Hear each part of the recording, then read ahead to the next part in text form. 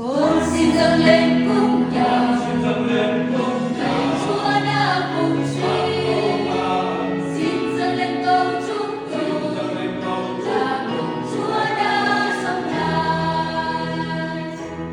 Dâng hương thơm ngát bay đầy muôn khúc ca cảm tạ yêu Chúa.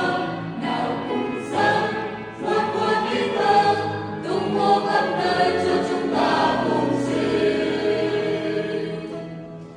Dâng lên muôn hoa với cùng đàn ta, muôn dân reo vang Chúa đã sống lại. Người đã vượt qua sự chết, cứu thoát con dân. Con xin dâng lên cung nhà Chúa đã cùng sinh. Xin dâng lên câu chúc tụng là mừng Chúa đã sống lại. Dâng hương thơm ngát bay đầy muôn khúc ca cảm tạ yêu Chúa. Nào cùng dâng một muôn yêu thương tung hô khắp nơi Chúa chúng ta cùng sinh.